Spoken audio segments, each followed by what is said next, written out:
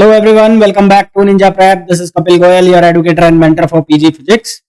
कल हमने assistant professor UKPSC 2017 का जो एग्जाम हुआ था उसका पेपर सॉल्व किया था। उसका पार्ट फर्स्ट हमने डिस्कस किया था। आज उसका पार्ट सेकंड हम डिस्कस करने वाले हैं। और अगर आप लोग प्रिपरेशन कर रहे हैं यूकेपीएससी पॉलिटेक्निक लेक्चरर 2024 एग्जाम के लिए, तो ये जो सीरीज है आप लोगों के लिए काफी यूजफुल होने वाली है, क्योंकि एक तो आपको थोड़ा बहुत आइडिया लग जाएगा कि पेपर किस तरह का आएगा, क्या आपको प्रिपेयर करना है, साथ ही साथ आपके पीवाईक्यूज भी तैयार हो जाएंगे। जो भी लोग इस वीडियो को देख रहे हैं, सबसे पहले रिक्वेस्ट रहेगी आप लोगों से, प्लीज चैनल को सब्सक्राइब कीजिए। अगर सब्सक्राइब नहीं किया है अब तक, वीडियो को लाइक जरूर कीजिए, क्योंकि आपके जैसे और भी लोग जो प्रिपरेशन कर रहे होंगे उन तक ये वीडियो पहुंचेगी। आपके लाइक करने से वीडियो को रीच मिलती है, और पॉसिबल हो तो अपने फ्रेंड्स के साथ शेयर जरूर करें। चलिए भाई स्टार्ट करते हैं। अच्छा, इस लेक्चर का जो पीडीएफ है वो आपको टेलीग्राम चैनल पर मिलेगा, जिसका लिंक डिस्क्रिप्शन में भी है, साथ ही साथ आपको स्क्रीन पर भी दिख रहा है। फर्स्ट जो क्वेश्चन बोला गया है हमें, फर्स्ट क्वेश्चन है मैथमेटिकल फिजिक्स का, जिसमें हमें ये पूछा गया है कि जो वैल्यू हमें बतानी है, ये जो है डेल ऑपरेटर क्रॉस ए, तो ये तो प्रॉपर्टी होती है, ये सीधी सीधी प्रॉपर्टी है डेल ऑपरेटर क्रॉस ए। तो ये जो प्रॉपर्टी है इसका सॉल्यूशन क्या बनता है, ये बनता है डेल ए और माइनस ये क्या हो जाता है डेल स्क्वायर ए। बेसिकली ये ए क्रॉस बी क्रॉस सी वाली जो प्रॉपर्टी है वो लगा दी, ए क्रॉस बी क्रॉस सी वाली जो प्रॉपर्टी है उसका यूज कर लिया। उस प्रॉपर्टी का अगर यूज कर लिया जाए तो क्या बनेगा, ये ए और ये हो गया बी डॉट सी माइनस, फिर यहां पर क्या किया, ए डॉट बी कर दिया और सी बाहर ले लिया, ए डॉट बी कर दिया, सी बाहर ले लिया, तो उससे हमारे पास ये रिलेशन बन गया, जो कि ऑप्शन आ गया सी। ठीक है, नेक्स्ट क्वेश्चन पे आ जाइए।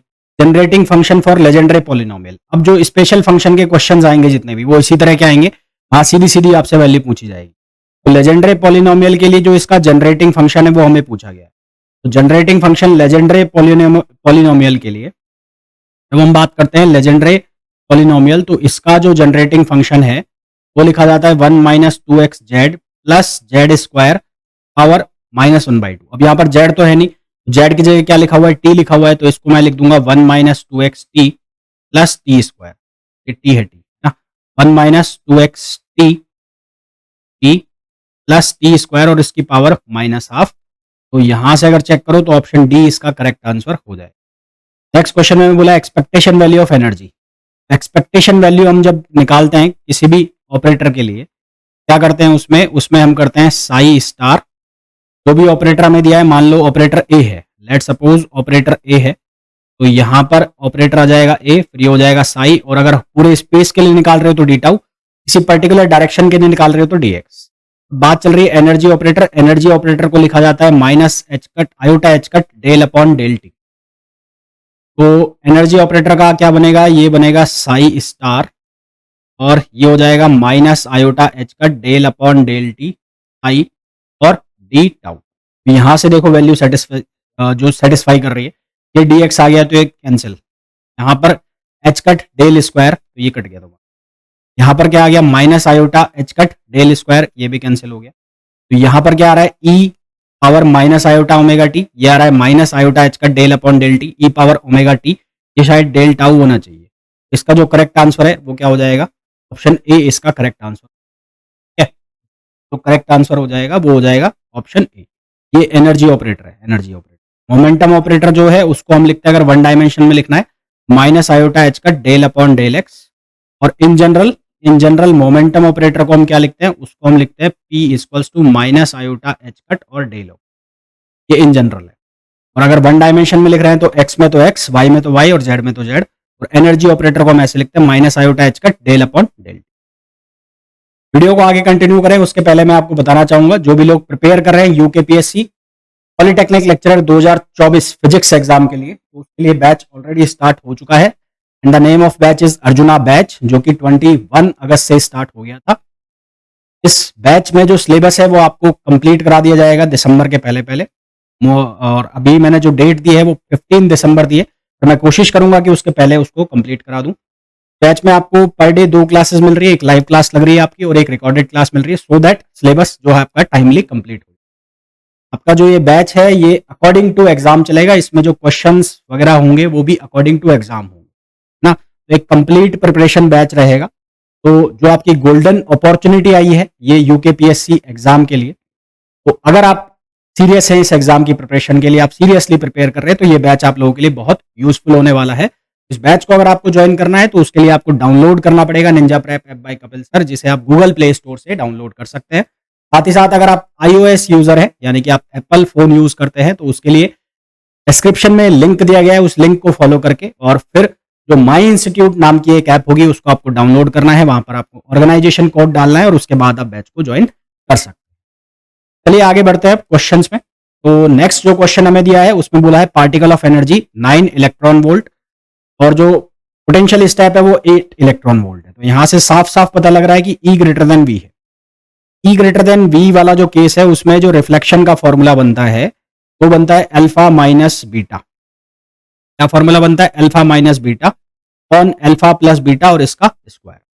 अल्फा जो होता है उसकी वैल्यू होती है √2me अपॉन एच कट और जो बीटा होता है उसकी वैल्यू होती है 2me minus V not upon H cut. ये वैल्यू अगर मैं यहां से सब्सटीट्यूट करूंगा तो क्या कटेगा? 2m upon H cut cancel out हो जाएगा।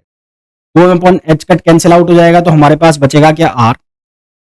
यहां पर बचेगा √e माइनस, यहां पर बचेगा √e minus V not upon ये √e, ये हो जाएगा प्लस, ये हो जाएगा √e माइनस वी नॉट और स्क्वायर।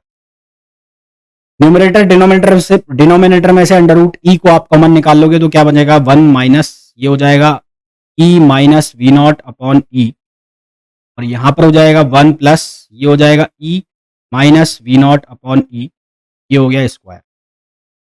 फिर आपको क्या करना है? e और v की जो आपको वैल्यू गिवन है, e की वैल्यू कितनी है? 9 और v की वैल्यू कितनी है? 8। ये वैल्यू यहां पर सब्सटीट्यूट करोगे, यहां पर सब्सटीट्यूट करोगे तो ये बन जाएगा 1 माइनस 9 माइनस 8 1 और ये हो गया 1 अपॉन 9, ये हो गया 1 अपॉन √9। ठीक है, यहां पर हो जाएगा 1 प्लस 1 अपॉन √9 और ये स्क्वायर। 1 अपॉन √9 कितना हो गया? 1 अपॉन 3। तो 3 माइनस 1 ये हो जाएगा 2/3। यहां पर बन जाएगा 2/3 और यहां पर बन जाएगा 2 प्लस 3, यहाँ 3 प्लस 4 हो जाएगा तो ये हो जाएगा 4/3 और स्क्वायर। तो ये बनेगा 1/2 है ना, 1/2 का स्क्वायर। 1/2 का स्क्वायर मतलब कितना हो गया? 1/4। 1/4 का मतलब कितना हो गया? 25%। रिफ्लेक्शन जो है वो कितना परसेंट हो जाएगा? 25%। करेक्ट आंसर जो यहाँ पर आ जाएगा वो आ जाएगा 25%। नेक्स्ट क्वेश्चन पे आइए। नेक्स्ट क्वेश्चन में बोला है ना simple scattering problems the mathematical expression for scattered flux. Scattered flux का एक्सप्रेशन यहाँ पर ये लिखा हुआ है। हमें पूछा है सिग्मा थीटा फाई, ये किसको बताता है? तो ये बताता है total scattering cross section. Total scattering cross section. Next question पे आइए। The energy of electromagnetic wave in vacuum. तो एनर्जी की जो वैल्यू है उसको लिखा जाता है हाफ एप्सिलॉन नॉट और e square plus b square upon 2 mu naught plus b square upon 2 mu naught, जो कि ऑप्शन हो गया कौन सा? डी। करेक्ट आंसर क्या आ जाएगा? डी आ जाएगा। Next question the flux produced by wave function. तो वेव फंक्शन आपको कितना दिया है? साई, और साई की वैल्यू ई के ई पावर आयोटा के एक्स। यहां पर आपको साई स्टार की जरूरत पड़ेगी तो साई स्टार कितना हो जाएगा? ए स्टार, ये हो जाएगा ई पावर माइनस आयोटा के एक्स। फिर आपको निकालना पड़ेगा यहाँ पर del psi upon del X. Del psi upon del X जब निकालोगे तो उसको लिखोगे ए आयोटा के और ई पावर आयोटा के एक्स। सिमिलरली आपको जरूरत पड़ेगी del psi star upon del x की, उसकी वैल्यू क्या लिखोगे? ए स्टार, ये हो जाएगा माइनस आयोटा के और ये as it is E power minus iota के एक्स। जो फॉर्मूला होता है फ्लक्स का या डेंसिटी का, करंट डेंसिटी का, वो होता है iota H cut upon 2m, ये psi del psi star upon del x minus ये psi star del psi upon del x. इस फॉर्मूला के अंदर आपको वैल्यू डालनी है iota H cut upon 2m। Psi की जो वैल्यू है वो कितनी है? ए ई पावर आयोटा के एक्स और del psi star upon del x की वैल्यू है A star minus iota k e power minus iota के एक्स। तो ये ई पावर आयोटा के एक्स प्लस का है और ये ई पावर आयोटा के एक्स माइनस का है, तो ये दोनों बेस सेम है तो पावर ऐड होगी तो ये 0 हो जाएगी। ई पावर 0 क्या हो जाएगा? 1। यानी कि यहां पर क्या बच जाएगा? यहां पर बच जाएगा ए स्टार और ये हो जाएगा माइनस आयोटा के, ए स्टार माइनस आयोटा के। सिमिलरली यहां पर जब वैल्यू रखोगे तो ये ए स्टार, ये ई पावर माइनस आयोटा के एक्स और ये ई पावर आयोटा के एक्स दोनों कैंसिल कर देंगे एक दूसरे को, तो यहां पर भी क्या बचेगा? ए स्टार, ये हो जाएगा आयोटा के, ऐड हो जाएंगे दोनों। दोनों ऐड हो जाएंगे तो ये बन जाएगा 2 और 2 से 2 हो जाएगा कैंसिल। अब यहाँ पर आयोटा कॉमन निकलेगा, आयोटा स्क्वायर की वैल्यू हो जाएगी माइनस, तो माइनस माइनस हो जाएगा प्लस। ओवरऑल आंसर जब निकालोगे तो वो बनेगा एच कट के अपॉन एम और ये हो जाएगा ए स्टार, एच कट के अपॉन एम और ये बनेगा ए स्टार।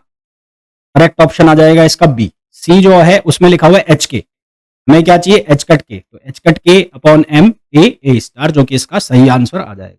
नेक्स्ट क्वेश्चन पे आइए। यहाँ नॉर्मलाइजेशन की कंडीशन है, हमें ए की वैल्यू निकालनी है। तो फंक्शन जो है वो केवल किस लिमिट के लिए डिफाइन हो रहा है, 0 से इनफाइनाइट। नॉर्मलाइजेशन की जो कंडीशन लगती है वो माइनस इनफाइनाइट से इनफाइनाइट। तो माइनस इनफाइनाइट से infinite psi star pi D X equals to 1। Function को ब्रेक करना पड़ेगा, तो फंक्शन को ब्रेक करोगे तो माइनस इनफाइनाइट से और 0, एक तो ये फंक्शन बनेगा आई साई स्टार डी एक्स, और फिर बनेगा ये कहां से कहां तक, 0 से इनफाइनाइट, 0 से infinite psi star psi D X equals to 1। अब इस रेंज के अंदर फंक्शन क्या है, 0 है, क्योंकि यहां पर बोला गया है। और यहां पर जो फंक्शन है उसकी वैल्यू क्या है, ए। इसका साई स्टार करोगे, इसका जब साई स्टार निकालोगे यानी कि ट्रांसपोज कंजुगेट करोगे, तो वो भी क्या बनेगा, ए स्टार, जो मैग्नीट्यूड में ए वैल्यू देगा, और ये सेम वैल्यू रहेगी ई पावर माइनस की। यानी कि जब यहां पर साई स्टार और साई की वैल्यू डाल दोगे तो ये बनेगा ए स्क्वायर, और ये कहां से कहां तक रहेगा, 0 से इनफाइनाइट, ये हो जाएगा ई power minus 2kx dx equals to 1। अब इसका आप इंटीग्रेशन करो तो ये बन जाएगा ए स्क्वायर अपॉन माइनस 2k, और ये बनेगा ई पावर माइनस 2kx, और 0 से इनफाइनाइट ये हो गया 1। ए स्क्वायर अपॉन माइनस 2k, ये कितना हो जाएगा, ये हो जाएगा ई power minus infinite e power minus 0 equals to 1। तो ई पावर माइनस इनफाइनाइट हो जाएगा 0, ये हो जाएगा ई ए स्क्वायर अपॉन माइनस 2k, ये हो जाएगा 0 माइनस 1 और इक्वल्स टू 1, माइनस माइनस हो जाएगा प्लस, तो यहां से आ जाएगा ए स्क्वायर इक्वल्स टू 2। ए की जो वैल्यू है वो आ जाएगी अंडर रूट 2, ए की जो वैल्यू है वो क्या बन जाएगी, under root 2k। Next question पे आइए। The group velocity of matter, group velocity जो है उसको हम लिखते हैं pg से, और ग्रुप वेलोसिटी इक्वल होती है किसके, particle velocity. Group velocity is equals to particle velocity. Group velocity phase velocity के बीच में एक रिलेशन होता है, क्या रिलेशन होता है, रिलेशन होता है VP PG equals to C square. ये जो वीपी मैंने लिखा है ये कौन सी वेलोसिटी है, ये फेज वेलोसिटी, ये फेज वेलोसिटी। ग्रुप वेलोसिटी जो है वो किसके बराबर होती है, पार्टिकल वेलोसिटी के बराबर होती है। यहां पर जो करेक्ट आंसर ऑप्शन आ जाएगा वो आ जाएगा option C. Degree of degeneracy for 3 dimensional isotropic harmonic oscillator. तो हार्मोनिक ऑसिलेटर के लिए हमें क्या बताना है, डिग्री ऑफ डीजेनरेसी। तो डीजेनरेसी जो इसमें लिखी जाती है, डीजेनरेसी इसको हम जी से लिखते हैं, तो उसकी वैल्यू किसके इक्वल होती है, 1/2 n+1 और n+2, 1/2 n+1 और n+2, यानी कि ऑप्शन डी। नेक्स्ट क्वेश्चन पे आइए। The allowed energy value of a particle in box. Allowed जो एनर्जी वैल्यू है, सबसे पहले इसकी जो ग्राउंड स्टेट या एक जनरलाइज वैल्यू आती है, n square H cut square pi square upon 2ml square. H cut की जगह आप डाल दो h अपॉन 2 पाई, ये क्या बन जाएगा, ये बन जाएगा n स्क्वायर, ये हो जाएगा h square upon 4 pi square, ये कितना हो जाएगा 4 पाई स्क्वायर, यहां से पाई स्क्वायर, और ये हो गया 2ml स्क्वायर। पाई स्क्वायर से पाई स्क्वायर कैंसिल आउट हो जाएगा, ये बन जाएगा n स्क्वायर एच स्क्वायर, ये नीचे हो जाएगा 8ml स्क्वायर। हमारे पास जो करेक्ट आंसर आ जाएगा वो आ जाएगा option B. Next question, X P is iota H cut. तो एक जनरलाइज फॉर्मूला है, मैंने आपको शायद पहले बताया भी है। ये क्या बनेगा, ये बनेगा n ना, क्या बनेगा n एक्स स्क्वायर और फिर x और p। एक्स पी की वैल्यू क्या दे रखी है, आयोटा एच कट, तो ये n square n x square और आयोटा एच कट। यहाँ पर n x n-1, तो यहाँ पर n x n-1 वापस लिख देता हूं एक बार इसको, यहाँ nx n-1 और ये भी n-1 और आयोटा। आपको क्या दिया है, आपको दिया है एक्स क्यूब पी दिया है, तो ये क्या बन जाएगा, ये बन जाएगा 3x square iota H cut, 3x square iota H cut, यानी कि ऑप्शन सी का करेक्ट आंसर आ जाएगा, option C. Next question, direction of propagation of electromagnetic wave. तो इलेक्ट्रोमैग्नेटिक वेव इलेक्ट्रिक फील्ड और मैग्नेटिक फील्ड के परपेंडिकुलर जाती है, यानी कि ई क्रॉस बी, जिससे हमारा पॉइंटिंग वेक्टर भी निकलता है। हमारे पास करेक्ट आंसर आ जाएगा option D. Which of the following statement is true for nuclear force? तो न्यूक्लियर फोर्स सेंट्रल फोर्स होता है, नहीं होते ना। न्यूक्लियर फोर्स सेंट्रल फोर्स नहीं होते, नॉन सेंट्रल फोर्स होते हैं। फिर अनसैचुरेटेड नहीं होते, सैचुरेटेड होते हैं, तो ये भी गलत है। ट्रू बताना है हमें, ट्रू। लॉन्ग रेंज होते हैं, ये भी गलत है। शॉर्ट रेंज होते हैं। एक्सचेंज फोर्स होते हैं, बिल्कुल होते हैं। न्यूक्लियर फोर्स कौन से होते हैं? एक्सचेंज फोर्स होते हैं, शॉर्ट रेंज फोर्स होते हैं, नॉन सेंट्रल होते हैं और सैचुरेटेड होते हैं ना। तो मैं अगर लिखना चाहूं तो इसके लिए आप लिख भी सकते हो, ये याद ही करने पड़ेंगे आपको।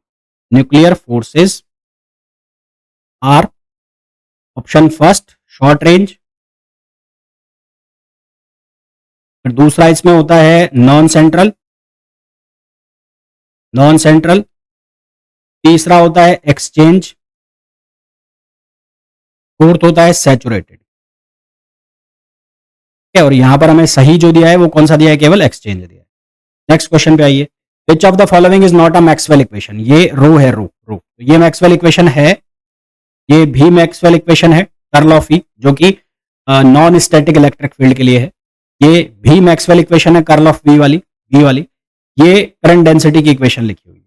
ये किसकी इक्वेशन है? करंट डेंसिटी की इक्वेशन है। ऑप्शन डी रॉन्ग हो गया। नेक्स्ट क्वेश्चन पे आइए।